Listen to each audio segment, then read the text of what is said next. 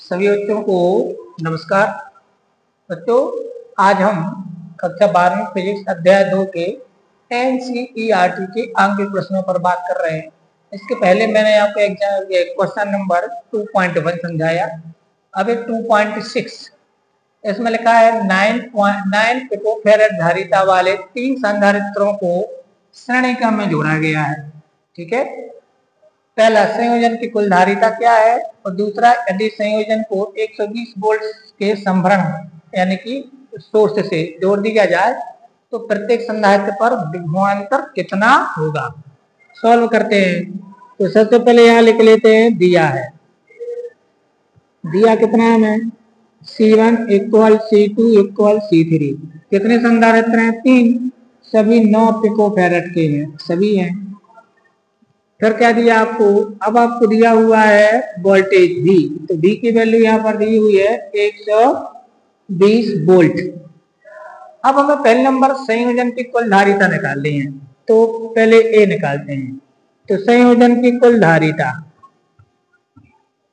संयोजन की कुल धारिता, तो बच्चों आपको याद होगा इसके पहले कल जो हमने वीडियो में पढ़ा था, कल का जो लेक्चर था उसमें श्रेणी क्रम संयोजन में तुल्य धारिता का सूत्र था 1/C1 plus 1/C2 plus 1/C3। ये अगर तीनों बराबर हो तो आप याद करो, अगर सभी धारिताएं बराबर हो तो सूत्र था C/N। याद आ रहा है आपको। यहाँ पर देखो सारी की सारी धारिताएं कैसी हैं, बराबर है, तो मैं इसको C बराबर लिख सकता हूँ, C डैश बराबर कुल धारिता बराबर C/N, या मैं इससे निकाल देता हूँ। तो 1/9 धन 1/9 धन 1/9, आंसर कितना आएगा 3/9, 1/C बराबर। तो C बराबर क्या आएगा 9/3, इसका व्युत्क्रम कर देंगे, 3 तिरका 9, तो C का मान आ गया 3 पिकोफैरेड, 3 पिकोफैरेड। तो तुल्य धारिता कितनी होगी, 3 पिकोफैरेड होगी। देखो बच्चों, श्रेणी क्रम में तुल्य धारिता का सूत्र होता है 1/C बराबर 1/C1 धन 1/C2 धन 1/C3 और 200, ऐसे ही आता है। तो यहाँ पर C1 C2 C3 तीनों की वैल्यू 9 पिकोफैरेड है, तो 9 9 9 लिख दिया, तो आंसर 3/9, 3/9 का व्युत्क्रम 9/3 बराबर 3 पिकोफैरेड। यहाँ पर ध्यान रखना, संयोजन की कुल धारिता निकालने के लिए हमें इसकी मात्रक बदलने की जरूरत नहीं है। चलिए अब अपन आते हैं, इस तरफ आते हैं। अब हमें निकालना है संयोजन कुल धारिता, तो निकाल आई। अब हमें चाहिए है क्या, बी नंबर में क्या पूछा उसने, बी नंबर में आपसे क्या पूछा, उसने बी नंबर में पूछा है आप लोगों से कि प्रत्येक संधारित्र में विभवांतर कितना होगा। अब विभवांतर के लिए हम क्या करेंगे बच्चों, हमें मालूम है तीनों संधारित्रों की धारिताएं कैसी हैं, एक समान है। तो हमने श्रेणी क्रम में क्या पढ़ा था, श्रेणी क्रम में पढ़ा था हमने कि प्रत्येक संधारित्र में संचित आवेश एक समान होता है, राइट। और आवेश एक समान होने से इससे जो विभवांतर होता है वो धारिताओं के हिसाब से बढ़ जाता है। मतलब जैसे C बराबर होता है Q इंटू X, हाँ, Q बराबर होता है C इंटू V। अब यहाँ से अगर मैं इसको C को यहाँ पर नीचे ले जाऊं तो V बराबर आएगा Q/C। तो एक Q, ध्यान दीजिए, ये Q कांस्टेंट है, तो जो विभवांतर है वो धारिताओं के व्युत्क्रमानुपात में होता है। तो यहाँ पर श्रेणी क्रम संयोजन में संधारित्रों में विभवांतर धारिताओं के व्युत्क्रमानुपात में अलग अलग होगा, लेकिन धारिता तो सबकी समान है ना, धारिता समान है, तो सभी में विभवांतर कैसा होगा, एक समान होगा, जितना पहले में उतने दूसरे में उतने तीसरे में। तो श्रेणी क्रम में क्या होता है बच्चों, यहाँ पर देखें, श्रेणी क्रम में हम जानते हैं, श्रेणी क्रम में B इक्वल टू होता है B1 plus B2 plus B3, ये श्रेणी क्रम में होता है, एम आई राइट। तो यहाँ पर क्या B1 B2 B3 तीन इक्वल होंगे ना, तो यहाँ देखिए चूंकि धारिताएं बराबर हैं, चूंकि धारिताएं कैसी हैं, समान है, चूंकि धारिताएं समान है, इसलिए V1 इक्वल B2 इक्वल क्या होगा B3। एक काम करते हैं, प्रत्येक को B डैश मान लेते हैं, B डैश मान लेते हैं, ठीक है ना। तो ये वाली वैल्यू यहाँ लिखो, इसको समीकरण 1 कर लो, तो समीकरण 1 से हमें क्या मिलेगा? समीकरण 1 से ध्यान रखना, ये V1 है पहले संधारित्र का विभवांतर प्लेटों के बीच, ये दूसरी, ये तीसरी, और तीनों का कैसा हो जाएगा? विभवांतर, तीनों की प्लेटों के बीच विभवांतर एक समान होगा। क्यों? क्योंकि धारिताएं कैसी हैं? समान है। तो अब यहाँ से यहाँ आएंगे तो V इक्वल टू क्या आ जाएगा? B dash plus B dash plus B dash, V1 को भी बी डैश, V2 को भी बी डैश, V3 को भी बी डैश, तो V इक्वल टू क्या आ गया? 3 इंटू बी डैश। अब ये V की वैल्यू उसने कितनी दी आपको? 120 वोल्ट, तो यहाँ पर लिख दो 120 बराबर 3 बी डैश, तो बी डैश इक्वल टू क्या आ जाएगा? 120 बटा 3, 120 को 3 से भाग दे दो तो कितना आ जाएगा? 40 बराबर बी डैश। तो यहाँ से क्या मिला हमें? अतः प्रत्येक संधारित्र की प्लेटों के बीच प्रत्येक पर विभवांतर कितना होगा? अतः प्रत्येक संधारित्र पर विभवान, अतः प्रत्येक संधारित्र पर विभवांतर का मान या विभवांतर कितना होगा? बोलो। हाँ, 40 वोल्ट होगा। कितना होगा? 40 वोल्ट। तो पहले वाले पर भी 40 होगा, दूसरे पर भी 40 होगा और तीसरे पर भी 40 होगा। इस प्रकार हमने क्या देखा? अभ्यास प्रश्न 2.6 में यहाँ तुल्य धारिता होगी 3 पिकोफैरड, और अगर विभवांतर की बात करें यहाँ पर तो कुल विभवांतर, प्रत्येक के बीच विभवांतर होगा 40 वोल्ट।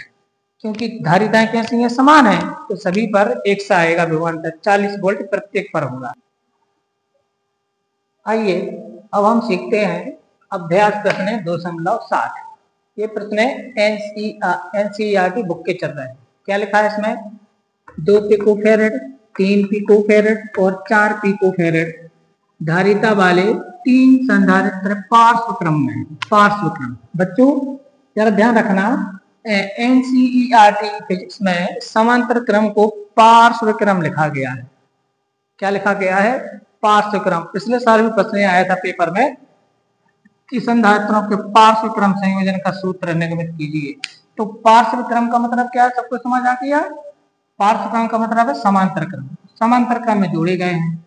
तो संयोजन की कुल धारिता बताइए, और यदि संयोजन को 100 वोल्ट के संभरण से जोड़ दिया जाए तो प्रत्येक पर आवेश कितना होगा ये बताना है। तो यहाँ पर देखें, इसका सॉल्यूशन बहुत सरल है, सॉल्व है। यहाँ सबसे पहले लिख लीजिए किस किस वैल्यू को उसने दिया है। C1 है वो 2 पिकोफैरड। पिकोफैरड को अब क्या होगा, जब हम आवेश निकालेंगे तब इसको फैरड में बदलना पड़ेगा, ध्यान रखना, ठीक है ना। तो इसको मैं लिख देता हूँ 2 गुणित 10⁻12, ये फैरड में बदल गया। तो पिकोफैरड को फैरड में बदलने के लिए 10⁻12 से गुणा करना है। पिको 10⁻12 का पूर्व लग्न है। अब यहाँ पर आएगा C2 की वैल्यू है वो 3 पिकोफैरड, तो 3 गुणित 10⁻12 फैरड हो जाएगी। और C3 हो गया हमारे पास 4 पिकोफैरड, तो 4 गुणित 10⁻12 फैरड हो जाएगी।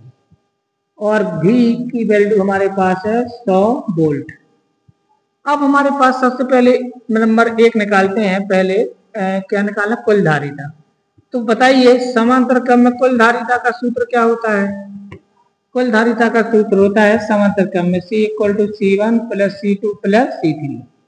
देखो, संधारित्रों के समांतर क्रम में तुल्य धारिता का सूत्र होता है C equal to C1 plus C2 plus C3, और श्रेणी में तुल्य धारिता का सूत्र होता है 1/C बराबर 1/C1 plus 1/C2 plus 1/C3।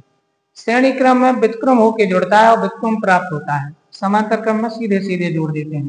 तो जब हम तुल्य धारिता निकालेंगे तो ये पिको में नहीं लेंगे, ये ऐसे कोई फर्क नहीं पड़ता है, मतलब फैरड में जरूरत नहीं है, पिको में ही ले लेंगे। तो यहाँ पर आएगा 2, यहाँ पर आएगा 3, यहाँ पर आएगा 4, तो 4 3 7 और 2 9, तो 9 पिको फैरड, ये हमारा आंसर आ गया तुल्य धारिता। तो तीनों की कुल धारिता 4 3 7 तो 9 पिको फैरड होगी। ये तो समझ में आ गया आपको, बहुत अच्छे से आ गया होगा। अब चाहिए नंबर 2, अब चाहिए हमारे लिए आवेश। तो पहले में कितना आवेश होगा, दूसरे में कितना, तीसरे में कितना। तो आवेश के लिए सूत्र यहाँ पर विभवांतर कांस्टेंट होता है समांतर क्रम में। समांतर क्रम में विभवांतर सभी संधारित्रों पर विभवांतर एक समान होता है, ये ध्यान रखना। तो भी तो सबका सेम है ना? हाँ है। तो हमने पढ़ा हुआ है कि Q बराबर होता है C/V, C बटा V।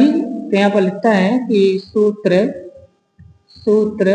C बराबर Q बटा V से, इस सूत्र से, ये वाला सूत्र लगा दो, इस सूत्र से, है ना। हमें क्या चाहिए, आप V बराबर Q बटा C लिख देते हैं, या सॉरी ये हमारे पास आएगा, हाँ, Q बराबर C इंटू V, इस सूत्र से। Q बराबर कौन से सूत्र से, C इंटू V, इस सूत्र से। हमें पहले चाहिए Q1, तो Q1 बराबर आएगा C1 इंटू V। C1 की वैल्यू क्या हो जाएगी, C1 इंटू V। अब लेकिन ध्यान रखना, अब हम जो C1 की वैल्यू लिखेंगे वो पिकोफैराड में नहीं लिखेंगे। क्यों नहीं लिखेंगे, क्योंकि हमें इसमें V का गुणा करना है, और V का मात्रक क्या है, वोल्ट, जो SI मात्रक है, तो हमें इसका भी SI मात्रक चाहिए पड़ेगा ना, तभी तो मात्रक समान आएंगे। तो फिर मुझे यहाँ पर लिखना पड़ेगा 2 गुणित 10 घात ऋण 12, और गुणित V का मान कितना है 100। अब 100 का इसमें गुणा करेंगे तो 1-2 घातें कम हो जाएंगी, तो आंसर आएगा 2 गुणित 10 घात ऋण 10 कूलम। ये पहला आंसर आ गया, पहला, ठीक है ना। ये है वो पहले वाले संधारित्र में, पहले वाले संधारित्र में, ठीक है ना। C1 में, ठीक है ना, C1 में आवेश, C1 में आवेश, तो C1 में जो आवेश है वो इतना होगा। अब C2 में आवेश, वो बोल रहा था ना कितना आवेश होगा प्रत्येक पर, तो C2 पर आवेश, तो C2 पर आवेश कितना होगा बच्चों, तो C2 पर आवेश होगा Q2 बराबर C2 इंटू V, इतना होगा। C2 की वैल्यू ये लिखो, 3 गुणित 10 घात ऋण 12 गुणित 100, 100 तो 2 घातें घट जाएंगी, तो 3 गुणित 10 घात ऋण 10 कूलम C2 पर आवेश हो गया। C3 पर आवेश कितना होगा, C3 पर आवेश बता सकते हो, हाँ बता सकते हो, तो उस पर होगा Q3 बराबर C3 इंटू V। V थोड़ी बदलेगा, समांतर क्रम में V कांस्टेंट होता है, तो C3 की वैल्यू कितनी है, 4 गुणित 10 घात ऋण 12, और गुणित आएगा यहाँ से 100, 100 का इसमें गुणा करेंगे 2 घातें कम, 4 गुणित 10 घात ऋण 10 कूलम। तो देखिए कितना सरल प्रश्न था हमारे पास। तुल्यधारिता यहाँ पर होगी 9 पिकोफैराड, और आवेश होगा C1 में होगा 2 गुणित 10 घात ऋण 10 कूलम, C2 में होगा 3 गुणित 10 घात ऋण 10 कूलम, और C3 में होगा 4 गुणित 10 घात ऋण 10 कूलम। इस प्रकार से हमारा ये अगला प्रश्न पूरा हुआ। अब हम अभ्यास 2.10 पर बात करेंगे। इसमें एक न्यूमेरिकल क्वेश्चन दिया है, 12 पिकोफैराड का एक संधारित्र 50 वोल्ट की बैटरी से जुड़ा है। कितना सिंपल है, 12 पिकोफैराड का एक संधारित्र 50 वोल्ट की बैटरी से जुड़ा है, संधारित्र में कितनी स्थिर विद्युत ऊर्जा संचित होगी। तो बच्चों बहुत सिंपल है, कल आपको लेक्चर में इसका सूत्र पढ़ाया था, कितनी होती है ऊर्जा। तो सबसे पहले आप इस क्वेश्चन में दिया क्या है उसको सिंबल के फॉर्म में लिखिए। तो आपको क्या क्या दिया है, धारिता दी है C 12 पिकोफैराड, और आपको ध्रुवांतर दिया है V 50 वोल्ट। ये वोल्ट है, ये पिकोफैराड है, तो इसको फैराड में बदल देते हैं, 10 घात 12, और ये फैराड हो गया। अब इसका सूत्र होता है संधारित्र में संचित ऊर्जा। तो संधारित्र में संचित ऊर्जा का सूत्र होता है, संधारित्र में संचित ऊर्जा, इसका सूत्र होता है E = 1/2 C into V square. ये फॉर्मूला है, अगर हमारे पास C और V हो तो ये लगेगा, तो 1/2 CV स्क्वायर। अब 1/2 C की वैल्यू कितनी है, 12 गुणित 10 घात ऋण 12, V की वैल्यू कितनी है 50 है, इस पर स्क्वायर लगा दो। अब ये 2 से काट दो, 2 6 12, तो 6 गुणित 10 घात ऋण 12 गुणित इसका आंसर आएगा 2500। तो ये 25 छक्का 25 संग 150 गुणित 150, और ये 2 जीरो हैं, गुणित 10 घात ऋण 12। अब इसमें कितने जीरो, 1 2 3 4, अगर डेसिमल को मैं यहाँ से यहाँ ले आऊं तो 4 घात कम हो जाएंगी, आंसर आएगा 1.5 × 10⁻⁸ जूल। जूल। तो उसमें संचित ऊर्जा की वैल्यू कितनी होगी, 1.5 गुणित 10 घात ऋण 8 जूल। समझ आई बात। ये आपके अभ्यास का अगला प्रश्न है। तो बच्चों अगर आपको सूत्र याद है और आपको ये पता है कि किसकी वैल्यू दी है, कि इतने सरल सवाल है, सीधे वैल्यू पुट करनी है, लेकिन हमें सूत्र याद होना चाहिए। कि ये मैंने कुछ प्रश्न आपको परीक्षा की दृष्टि से कराए हैं, और बाकी जो और भी अभ्यास के लिए प्रश्न दिए हैं उनकी आप जरूर प्रैक्टिस करें। इस प्रकार अब एक चैप्टर नंबर 2 न्यूमेरिकली और थ्योरेटिकली एग्जाम की दृष्टि से पूरा हुआ। अब हम कल आप लोगों से अगले चैप्टर पर बात करेंगे अगले लेक्चर में। सभी को धन्यवाद।